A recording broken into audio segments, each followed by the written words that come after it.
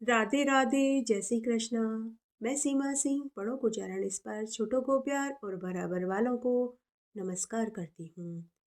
आज हम माघ मास की तिलकुटा चौथ की प्रमुख प्रमुख व्रत कथाएं सुनेंगे। अगर आप साल की 4 बड़ी चौथ का व्रत करते हैं तो आपको माघ मास की तिलकुटा चौथ का भी व्रत करना चाहिए, क्योंकि माघ मास की चौथ भी 4 बड़ी चौथ में से एक गिनी जाती है। आज मैं आपको माघ मास की तिलकुटा चौथ के व्रत में सुनी जाने वाली प्रमुख प्रमुख 5 कहानियां सुनाऊंगी, जिसमें माघ मास की तिलकुटा चौथ की गणेश जी की कहानी सुनेंगे। तिलकुटा चौथ की मुख्य कथा का श्रवण करेंगे। साथ ही हम दोपहर में सूर्य नारायण भगवान को अर्घ्य देते समय क्या बोलना चाहिए वो सुनेंगे। रात्रि में चंद्रमा को अर्घ्य देते समय क्या बोलना चाहिए वो भी जानेंगे। आइए अब हम माघ मास की तिलकुटा चौथ के व्रत में सुनी जाने वाली प्रमुख प्रमुख व्रत कथाएं सुनते हैं। बोलिए माही चौथ माता की जय, गणेश जी महाराज की जय। तिलकुटा चौथ के व्रत में सुनी जाने वाली मुख्य कथा इस प्रकार है। एक बार बहुत छोटा सा गांव था। उस गांव में एक साहूकार दंपति रहते थे। उनकी शादी को बहुत बरस हो चुके थे, लेकिन उन्हें संतान सुख की प्राप्ति नहीं हुई। साहूकार दंपति ने संतान प्राप्ति के लिए अनेक उपाय करे, लेकिन सब निष्फल रहे। तब एक बार की बात है, माघ मास की बड़ी चौथ का दिन था। साहूकार के घर में अग्नि बुझ गई, तो साहूकारनी अग्नि लेने के लिए पड़ोस में गई। तब उसने देखा कि गांव की बहुत सी औरतें एक स्थान पर बैठकर पूजा पाठ कर रही थी और कथा कहानियां सुन रही थी। साहूकारनी ने गांव की औरतों से पूछा कि आप सब ये क्या कर रहे हो? ये कौन से देवी देवता का पूजन कर रहे हो? और इस पूजा को और व्रत को करने से क्या फल मिलता है? तब गांव की औरतें साहूकारनी से बोली कि साहूकारनी जी, हम साल की 4 बड़ी चौथ का व्रत करते हैं। आज माघ मास की तिलकुटा बड़ी चौथ है। आज हमने तिलकुटा चौथ का व्रत रखा है और हम सब चौथ माता और गणेश जी की पूजा कर रहे हैं और कथा कहानियां सुन रहे हैं।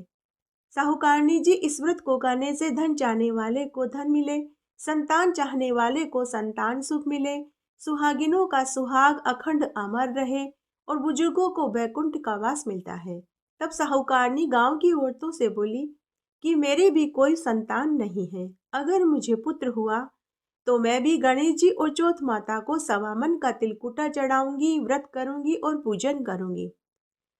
ऐसा कहकर साहूकारनी अग्नि लेकर घर आ गई। ऊपर बैकुंठ में बैठी चौथ माता और गणेश जी ने सोचा कि आज हम इस साहूकारनी की सुन लेते हैं, देखते हैं कि यह हमारा व्रत और पूजन करती है या नहीं, देखते हैं कि यह अपने वचन का पालन करती है या नहीं। इस तरह चौथ माता और गणेश जी की अनुकंपा से 3 महीने के बाद साहूकारनी को गर्भ ठहर गया। 9वें महीने में साहूकारनी को पुत्र रत्न की प्राप्ति हुई। लेकिन साहूकारनी ने चौथ माता व गणेश जी के सवा मन का न तो तिलकटा चढ़ाया, न ही व्रत किया और न ही पूजन किया। उसके बाद चौथ माता और गणेश जी की कृपा से साहूकारनी को 7 7 पुत्र हुए। 7 7 पुत्रों की मां बनने के बाद भी साहूकारनी ने चौथ माता और गणेश जी के सवा मन का न तो तिलकुटा चढ़ाया, न व्रत किया और न ही पूजन किया। इस तरह समय बीतने लगा। जब साहूकारनी के सभी पुत्र विवाह लायक हुए और जब उनका विवाह हुआ तो सभी साहूकारनी के पुत्र विवाह की पहली रात्रि में एक एक करके मृत्यु को प्राप्त हो गए। साहूकार दंपति और उनकी 7 बहुओं पर दुखों का पहाड़ टूट पड़ा। इतना सब कुछ हो जाने के बाद भी साहूकारनी को अपनी बोली हुई बोलारी याद नहीं आई। साहूकारनी की 7वीं छोटी बहू बड़ी ही धार्मिक प्रवृत्ति की और व्यवहारिक थी। एक दिन 7वीं बहू ने अपने सास ससुर से कहा कि माँ बाबूजी, हमारे पास धन की कोई कमी नहीं है, इसलिए मैं रोज 1 टका सोने का दान में देकर नई जुड़ी बात सुनूंगी। 7वीं बहू की बात सुनकर साहूकार दंपति राजी हो गए। अब 7वीं बहू रोज नई जुड़ी बात सुनने के लिए मंदिर जाने लगी और 1 सोने का टका दान देने लगी और फिर घर आकर अपने सास ससुर को भी नई जुड़ी बात सुनाने लगी। इस तरह समय बीतने लगा। तब एक रात्रि को 12 बजे हनुमान जी के मंदिर में एक साधु महात्मा जी आए। उन्होंने मोड़ और चुंदड़ी पर गंगाजल का छींटा दिया, जिससे साहूकारनी के सातों पुत्र जीवित हो गए। दूसरे दिन सातवीं बहू रोज की तरह मंदिर में गई। तब उसने नई जूनी बात सुनी कि तिलकुटा चौथ पर मनौती पूरी होने पर सवामन का तिलकुटा चढ़ाना चाहिए। सातवीं बहू ने सोने का टक्का पल्लू में से खोलकर दे दिया और नई जूनी बात सुनकर घर आ गई। आते ही सास ससुर ने सातवीं बहू से पूछा कि बहू तूने आज क्या नई जूनी बात सुनी, हमें भी सुना। तब सातवीं बहू बोली कि माँ बाबूजी, अगर कोई मनौती पूरी होने के लिए बुलारी बोलता है तो उसे पूरी करनी चाहिए। अर्थात माघ चौथ के दिन चौथ माता और गणेश जी के सवामन का तिलकुटा चढ़ाना चाहिए, व्रत रखना चाहिए और पूजन करना चाहिए। ऐसा सुनते ही साहूकारनी का माथा ठनका। उसे उसकी खुद की बोली हुई बोलारी याद आ गई। उसके बाद साहूकारनी ने माघ मास की चौथ का व्रत अपनी सातों बहुओं के साथ किया। तिलकुटा चौथ माता और गणेश जी का व्रत रखा, कहानी सुनी, पूजन किया और सवामन का तिलकुटा गणेश जी व चौथ माता के चढ़ाया, जिससे चौथ माता और गणेश जी भगवान राजी हो गए। उसी समय साहूकारनी के सातों पुत्र वापस घर आ गए। हे चौथ माता, जैसे आपने साहूकारनी के पुत्रों को जीवन दान दिया और साथ साथ बहुओं को अमर सौभाग्यवती होने का आशीर्वाद दिया, वैसा सबको देना। कहानी कहने वाले को, सुनने वाले को और हुक्कारा भरने वाले को। आइए अब हम तिलकुटा चौथ व्रत में सुनी जाने वाली दूसरी कथा का श्रवण करते हैं। एक बार बहुत छोटा सा गांव था। उस गांव में दो देवरानी जेठानी रहती थी। देवरानी बहुत गरीब थी, जबकि जेठानी बहुत अमीर थी। देवरानी का पति जंगल से लकड़ी काट कर लाता और शहर में बेचता था, लेकिन कभी जंगल में से उसे लकड़ियां मिलती, कभी नहीं मिलती थी, जिससे देवरानी व उसके दो बच्चों का ठीक से भरण पोषण नहीं हो पाता था। देवरानी साल की 4 बड़ी चौथ का व्रत करती थी। वह चौथ माता और गणेश जी की परम भक्त थी। देवरानी बड़ी ही समझदार थी। लोकलाज के डर से वह दूसरों के घरों में कामकाज करने नहीं जाती थी। इसलिए वह जिठानी के यहाँ रोज आटा छानने के लिए जाती थी और आटा छानने के कपड़े को घर ले आती और उस आटे के कपड़े को पानी में घोलकर आटे का चूर्ण का पानी अपने पति और बच्चों को पिलाती। बच जाता तो वह खुद पी लेती थी। इस तरह उनका समय गुजर रहा था। तब एक दिन जिठानी के बच्चों ने देख लिया। उन्होंने घर आकर अपनी माँ से शिकायत करी और बोले कि माँ माँ, चाची तो रोज हमारे आटे छानने के कपड़े को खुद के घर ले जाती है और उसे पानी में घोलकर चाचा को पिलाती है, अपने बच्चों को पिलाती है और खुद भी पीती है। यह सुनकर जिठानी नाराज हो गई। उसने अपने बच्चों से कहा कि देखती हूँ कि कल तुम्हारी चाची अब आटा छानने का कपड़ा अपने घर लेकर जाती है। दूसरे दिन देवरानी जब आटा छान कर घर जाने लगी तो जिठानी ने अपनी देवरानी से आटा छानने का कपड़ा घर पर ही रखवा लिया। उस दिन देवरानी का माघ मास की तिलकुटा चौथ का व्रत था। साथ ही उसके पति को उस दिन जंगल में से एक भी लकड़ी नहीं मिली, तो वह भी बिना मजदूरी के ही घर लौट आया। देवरानी के बच्चों और पति ने उससे आटे के चूर्ण का पानी मांगा तो देवरानी ने अपने पति से कहा कि आज भाभी जी ने आटा छानने के कपड़े को खुद के घर पर ही रखवा लिया, इसलिए आज मेरे पास तुम सबको खिलाने के लिए कुछ भी नहीं है। बेचारी देवरानी ने खुद के बच्चों को भुला चुपलाकर लोरी सुनाकर सुला दिया, लेकिन देवर से भूख बर्दाश्त नहीं हुई तो उसने अपनी पत्नी को डंडे से खूब मारा। देवरानी सुबह से खुद भी भूखी प्यासी थी। उसने गणेश जी और चौथ माता के भी कोई भोग नहीं चढ़ाया। वह गणेश भगवान और चौथ माता को याद करके रोती रोती सो गई। अर्धरात्रि में गणेश भगवान देवरानी के स्वप्न में आए और बोले कि बेटी, तूने न तो आज मेरे भोग लगाया और न ही तूने खुद भोजन खाया। तो स्वप्न में ही देवरानी गणेश जी भगवान को पूरी बात बता देती है। गणेश भगवान देवरानी से स्वप्न में ही बोले कि बेटी, आज माघ मास की तिलकुटा चौथ थी। आज मुझे घर घर में सबने तिल के चूरमे का भोग लगाया, तिल के व्यंजन खिलाए, तिल की पपड़ी, गजक, रेवड़ी खिलाई है। तो मेरा पेट भरा हुआ है। मुझे निमटने जाना है। बता मैं कहाँ निमटने जाऊं? देवरानी जो बेचारी पहले से ही दुखी थी, उसने गणेश जी भगवान से कहा कि हे गणेश जी भगवान, मेरा तो पूरा घर ही खाली पड़ा है, आप चाहे जहाँ निमट लीजिए। गणेश जी भगवान निमटने के बाद वापस देवरानी से बोले कि बेटी, अब मैं पहुंचूं कहाँ पर। नाराज होकर देवरानी बोली कि हे गणेश जी भगवान, मेरे ललाट से पूछ लीजिए। गणेश जी भगवान देवरानी के ललाट से पूछकर अंतर्ध्यान हो गए। सुबह जब देवरानी सोकर उठी तो उसने देखा कि उसका घर अनधन के भंडार से भरा हुआ था। उसके 2 कमरों के मकान की जगह नौखंडी मकान खड़ा था और वह खुद भी ऊपर से लेकर नीचे तक सोने चांदी के आभूषणों से मंडी पड़ी थी। धन को बटोरते बटोरते उसे सुबह से दोपहर हो गई तो वह जेठानी के यहाँ काम करने नहीं गई। उधर जेठानी ने खुद के बच्चों से कहा कि अरे बच्चों, जाओ जरा देख कर के आओ कि आज तुम्हारी चाची काम पर क्यों नहीं आई।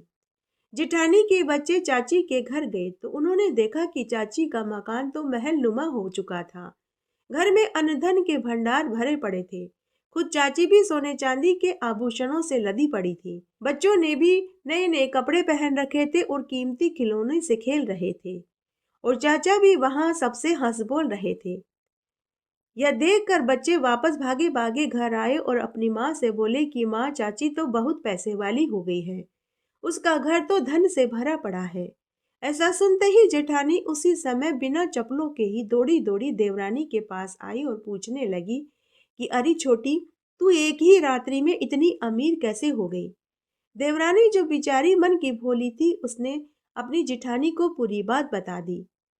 देवरानी की बात सुनकर जिठानी वापस घर आ गई और मन ही मन सोचने लगी कि अगले साल माघ मास की तिलकुटा चौथ जब आएगी तो मैं भी ऐसा ही करूंगी जैसा देवरानी ने किया। इस तरह समय बीतने लगा। साल भर बाद जब माघ मास की तिलकुटा चौथ आई तो उसने अपने बच्चों और पति के लिए भोजन नहीं बनाया। जब बच्चों और पति ने खाना मांगा तो उसने साल भर पहले वाली देवरानी के साथ घटित हुई पूरी घटना अपने पति को बता दी और अपने पति से बोली कि आज आप मुझे डंडे से मारिए। पति ने कहा कि अरे तू तो बावली हुई है, वो बेचारी तो गरीब थी, दुखी थी और वह गणेश भगवान और चौथ माता का व्रत करती थी। तू तो धन से ध्याई हुई है, तुझे किस चीज की कमी है। अरे भगवान, धन का लालच मत कर, देखा देखी मत कर। लेकिन पति की समझाइश का उसके ऊपर कोई असर नहीं हुआ। थक हार कर क्रोधित होकर पति ने अपनी पत्नी को 2 डंडे खींच कर मारे। उस दिन जिठानी भी भूखी प्यासी ही सो गई। अर्धरात्रि में गणेश जी भगवान जिठानी के स्वप्न में आए और बोले कि अरे ओ धन की भूखी, बेवजह मार खाने वाली, बता मैं निमटने कहाँ जाऊं।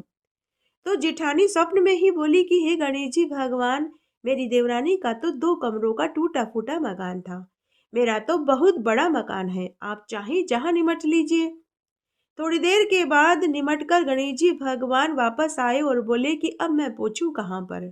फिर से जेठानी बोली कि हे गणेश जी भगवान, मेरी देवरानी का तो बहुत छोटा सा ललाट था, मेरा तो बहुत बड़ा ललाट है, आप मेरे ललाट से पूछ लीजिए। गणेश जी भगवान पूछकर अंतर्ध्यान हो गए। उस रात जेठानी बार बार अपने सिर के हाथ लगाकर देख रही थी कि कब वे सोने में बदले, लेकिन ऐसा नहीं हुआ। सुबह जब जेठानी सोकर उठी तो उसने देखा कि उसका पूरा घर बदबू से सड़ रहा था। उसके ललाट पर भी बदबू आ रही थी। वह रोती रोती हाथ जोड़कर गणेश जी भगवान से बोली कि हे गणेश जी भगवान, आपने मेरी देवरानी का घर तो धन से भर दिया, मेरे घर में बदबू ही बदबू कर दी। हे गणेश जी भगवान, आपने मेरे साथ अन्याय और दोगलापन किया है। तभी वहां आकाशवाणी हुई। गणेश भगवान बोले कि अरे तेरी देवरानी मेरा व्रत करती थी, वह जोत माता और मेरी परम भक्त थी।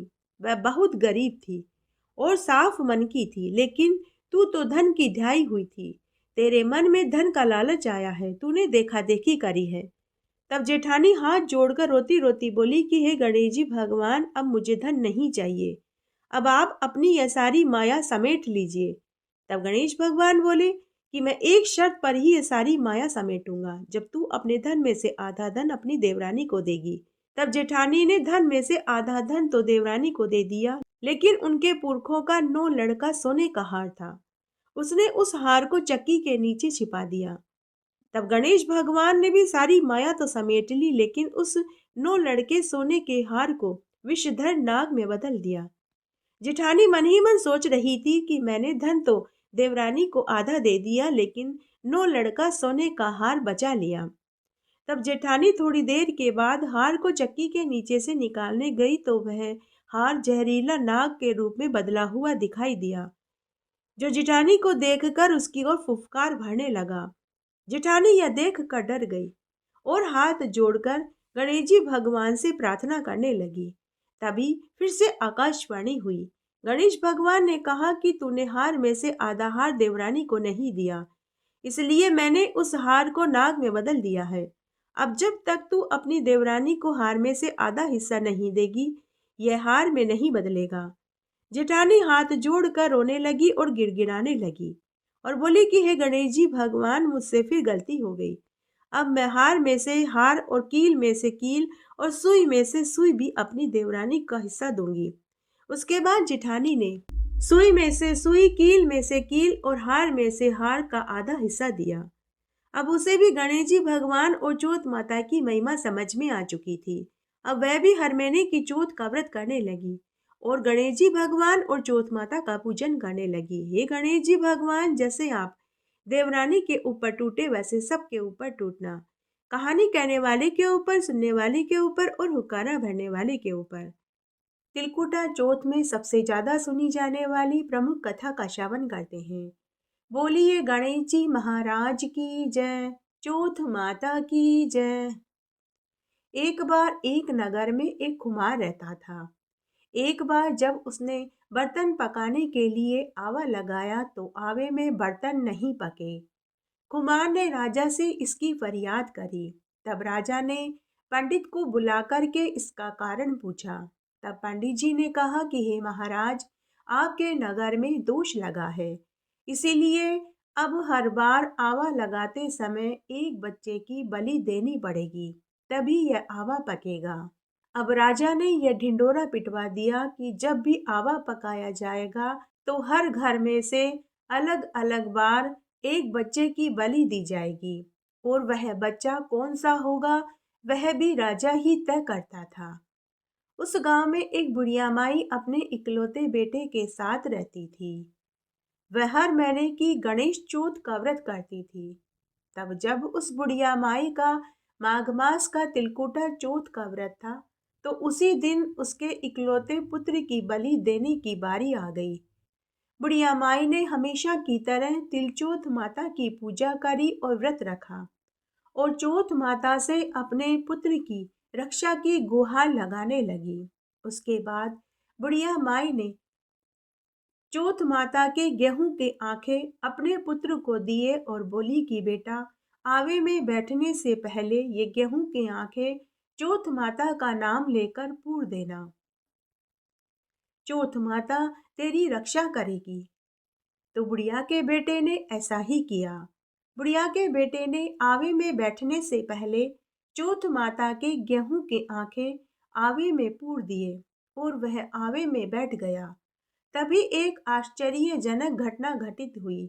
पहले जो आवा पकाने में कई कई दिन लग जाते थे, लेकिन इस बार एक ही दिन में आवा पक गया और बुढ़िया का बेटा सकुशल आवे से बाहर निकल आया। साथ ही उस आवे में से अब तक जितने भी लोगों की बलि दी गई थी वे भी जीवित निकल आए। यह देखकर गांव वालों को महान आश्चर्य हुआ। राजा ने बुढ़िया माई से पूछा कि अरे बुढ़िया माई, तू कोई जादूगरनी है या कोई टोने टोटके जानती है? बता, तेरा बेटा आवे में से कैसे जीवित निकल आया? बुढ़िया ने राजा से कहा कि महाराज, न तो मैं जादूगरनी हूँ और न ही कोई टोने टोटके जानती हूँ। यह सब कुछ तो मेरी चौथ माता की कृपा से हुआ है। फिर बुढ़िया माई ने राजा को और गांव वालों को पूरी सच्चाई बताई। अब तो राजा के साथ पूरे गांव ने भी चौथ माता की महिमा को स्वीकार किया। हे चौथ माता, जैसे आपने बुढ़िया के बेटे की रक्षा करी वैसे सबकी करना। कहानी कहने वाले की, सुनने वाले की और हुक्कारा भरने वाले की। आइए अब हम तिलकुटा चौथ में सुनी जाने वाली चौथी कथा का श्रवण करते हैं। एक बार बहुत छोटा सा गांव था जिसका नाम रत्नपुर था। उस गांव में एक बहुत अमीर सेठ सेठानी रहते थे। उनके विवाह को कई बरस हो चुके थे, लेकिन उन्हें औलाद सुख की प्राप्ति नहीं हुई। उन्होंने औलाद के लिए अनेक तरह के प्रयास किए, अनेक जगह देवी देवता ढोके, यज्ञ हवन पूजा पाठ किए, खूब व्रत उपवास और दान पुण्य किए, गरीबों को, पंडितों को अन्न वस्त्र रुपया दान में दिया। जिसने जो करने को कहा उन्होंने औलाद प्राप्ति के लिए वही किया, लेकिन फिर भी उन्हें एक पुत्र का सुख भी प्राप्त नहीं हुआ। उन्होंने डॉक्टर, वेद, नीम, हकीम सबसे अपना इलाज करवाया, लेकिन फिर भी उन्हें औलाद का सुख प्राप्त नहीं हुआ। तब एक बार की बात है, सेठानी एक दिन अपने पड़ोस में गई तो उसने देखा कि वहां बहुत सी गांव की स्त्रियां एक जगह बैठकर पूजा पाठ कर रही थी और कथा कहानियां सुन रही थी। तो सेठानी ने उनसे पूछा कि आप सब यह किस देवी देवता का पूजन कर रही हो, किसकी कथा कहानियां सुन रही हो। तब गांव की औरतें सेठानी से बोली कि सेठानी जी, आज माघ मास की माही चौथ माता का व्रत है। आज हमने माघ मास की तिलकुटा चौथ का व्रत रखा है। आज हम चौथ माता और गणेश जी की पूजा कर रहे हैं और कथा कहानियां सुन रहे हैं। तब सेठानी गांव की औरतों से पूछने लगी कि अरे बहनों, जरा यह तो बताओ कि इस व्रत को करने से क्या फल मिलता है। तब उनमें से एक बुजुर्ग महिला बोली कि बहू, माघ मास की तिलकुटा चौथ माता का व्रत करने से मन इच्छित वस्तु मिलती है। धन चाहने वाले को धन मिले, पुत्र चाहने वाले को पुत्र मिले और सुहागिनों का सुहाग अमर अजर होता है। बुजुर्गों को वैकुंठ का वासा मिलता है। तो सेठानी बोली कि मेरे भी कोई संतान नहीं है। अगर मुझे पुत्र हुआ तो मैं भी तिलकुटा चौथ का व्रत करूंगी और चौथ माता और गणेश जी के सवामन का तिलकुटा चढ़ाऊंगी। ऐसा कहकर सेठानी घर आ गई। उसके कुछ महीनों के बाद चौथ माता और गणेश जी की असीम अनुकंपा से एक दिन सेठानी जी गर्भवती हो गई। 9वें महीने में उसे एक पुत्र रत्न की प्राप्ति हुई।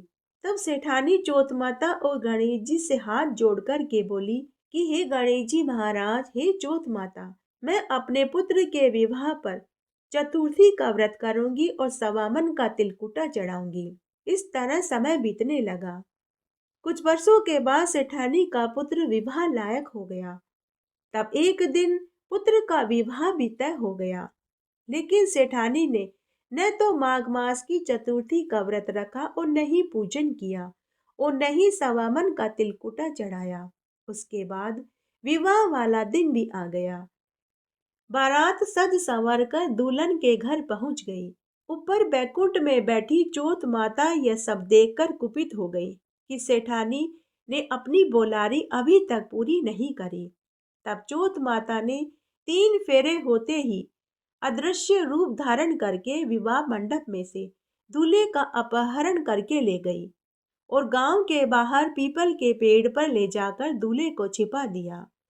विवाह में आए सभी सगे संबंधी, लड़के और लड़की के परिवार वाले सभी आश्चर्य में पड़ गए कि अचानक से दूल्हा कहाँ गायब हो गया। घर वालों ने और बारातियों ने और लड़की के पिता, ताऊ, चाचा ने दूल्हे को बहुत ढूंढा, लेकिन दूल्हा कहीं नहीं मिला। बारात बिना दुल्हन और दूल्हे के वापस लौट गई। अधब्याही दुल्हन भी अपने माता पिता के घर ही रहने लगी। इस तरह समय बीतने लगा। जब चैत्र का महीना आया, गणगौर के दिन आए तो अधब्याही दुल्हन गणगौर पूजने जाने लगी। तब उसी पीपल के पेड़ के नीचे से गुजरी तो पीपल के पेड़ पर बैठा दूल्हा अपनी अधब्याही दुल्हन से बोला कि आओ आओ मेरी अधब्याही नार आओ। आवाज सुनकर दुल्हन डर गई। उसने आस पास इधर उधर सब तरफ देखा, लेकिन उसे कोई दिखाई नहीं दिया। तभी दुल्हन की नजर पीपल के पेड़ पर बैठे उसके दूल्हे के ऊपर पड़ी। उसने देखा कि उसका दूल्हा अभी भी दूल्हे की पोशाक में पीपल के पेड़ के ऊपर बैठा है। यह देखकर दुल्हन डर गई। वह उसी समय भागी भागी घर आई और अपने माता पिता और परिवार वालों को उसने पूरी सच्चाई बताई। समाचार सुनते ही लड़की के माता पिता और परिवार वाले और गांव वाले पीपल के पेड़ के पास पहुंचे। तो उन्होंने देखा कि जिस लड़के से उनकी लड़की के फेरे हो रहे थे, वही दूल्हा उसी दूल्हे की वेश में पीपल के पेड़ पर बैठा था। लड़की के माता पिता ने दूल्हे से पूछा कि जवाई जी, आप यहाँ क्यों बैठे हैं? इन सब का क्या राज है? आप फेरों में से कहाँ गायब हो गए थे? तब दूल्हा बोला कि मैं तो चौथ माता के गिरवी बैठा हूँ। आप लोग मेरी माँ से जाकर बोलिए कि मेरे जन्म से लेकर अब तक मेरी माँ ने चौथ माता के नाम से जो बोलारी बोली थी वो पूरी करे, और चौथ माता और गणेश जी भगवान से अपनी गलती की क्षमा मांगे, तभी चौथ माता मुझे यहाँ से छोड़ेगी। यह सुनते ही लड़की के माता पिता और परिवार वाले अपने समधी और समधन के घर पहुंचे और उन्हें पूरी बात बताई। सच्चाई सुनते ही सेठानी का माथा ठनका। उसे अपनी बोली हुई बोलारी याद आ गई। उसने उसी दिन चौथ माता से अपनी गलती की क्षमा मांगी और 5.25 मन का तिलकुटा चौथ माता और गणेश जी के चढ़ाया और पूरे गांव में प्रसादी बांटी। साथ ही लड़की के माता पिता ने भी 1.25 मन का तिलकुटा चौथ माता और गणेश जी के चढ़ाया और अपने समधन की गलती की क्षमा याचना करी, जिससे चौथ माता और गणेश जी भगवान प्रसन्न हो गए। समय चक्र पुनः पीछे चला गया। चौथ माता ने दूल्हे को वहीं लाकर बैठा दिया जहां वर वधू के फेरे हो रहे थे। उसके बाद बचे हुए फेरे पूरे हुए। वर वधु सकुशल अपने घर लौट आए और आनंद पूर्वक जीवन जीने लगे और 7 पुत्रों के माता पिता बने। हे चौथ माता, जैसे आपने पहले किया वैसा किसी के साथ मत करना, जैसे बाद में किया वैसे सबके साथ करना, और कोई भी नर नारी भगवान के प्रसाद की बोली हुई बोलारी को कभी भी चढ़ाना न भूले। बोलिए गणेश जी महाराज की जय, चौथ माता की जय। सभी कथा कहानियों को सुनने के बाद में गणेश जी की कहानी जरूर सुननी चाहिए। कहते हैं आज के दिन गणेश जी भगवान ने सभी देवताओं को दैत्यों से छुटकारा दिलवाया था। इस कथा को सुनने से ही व्रत का पूरा फल प्राप्त हो जाएगा। एक बार भगवान शंकर ने अपने दोनों पुत्रों कार्तिकेय और गणेश जी को बुलाकर के पूछा कि तुम में से कौन ऐसा वीर है जो देवताओं की रक्षा कर सके।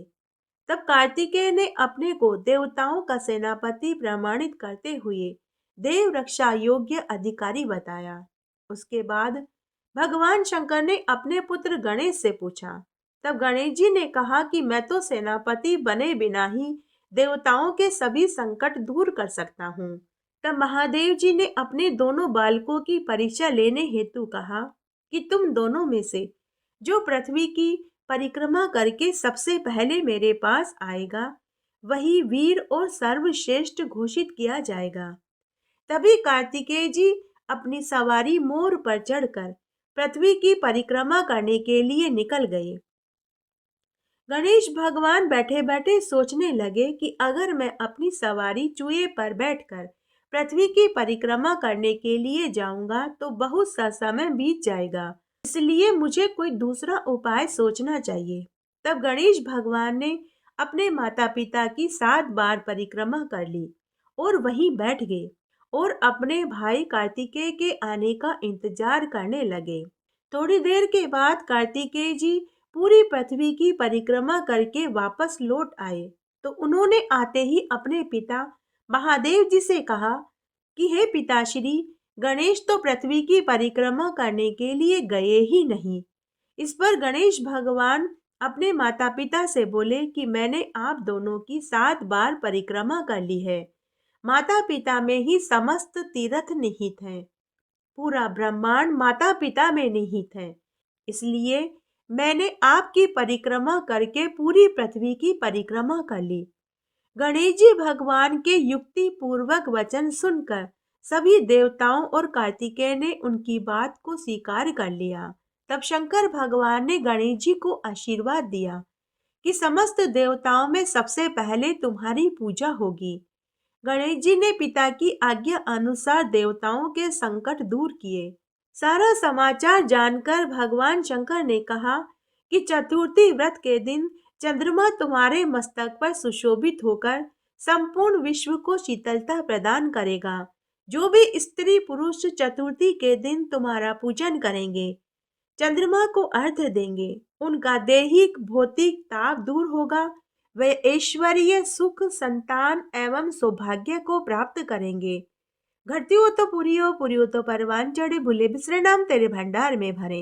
इन सभी कथा कहानियों को सुनने के बाद एक लोटा जल सूरज भगवान को दोपहर में अर्घ्य देना चाहिए और सूरज भगवान को अर्घ्य देते समय बोलना चाहिए, सोना की सी सांकली गले मोत्या को हार, चौबाती को दीवलो, चार प्रहर की रात, आम तले मारो सासरो, नीम तले मारो पीहर, चारों गेला यू बवे जैया कीड़ी की सी नार, माघ चौथ का सूरज न अर्घ देवता, जीवो पूत वीर भरतार। और रात्रि में चंद्रमा को अर्घ्य देते समय बोलना चाहिए, चांदा हेलो उगियो हरियाबास कटाए, साजन उबा बार ने आखा पाती लाए, सोना की सी सांकली गले मोत्या को हार, माघ चौथ का चांद ने अर्घ देवता, जीवो पूत वीर भरतार। बोलिए गणेश जी भगवान की जय, बोलिए चौथ माता की जय। आशा करती हूँ आपको ये वीडियो जरूर पसंद आएगा। मेरे साथ बने रहने के लिए आपका धन्यवाद। आगे आने वाली कथा कहानियों के लिए भी आप इसी तरह मेरे साथ बने रहें। धन्यवाद।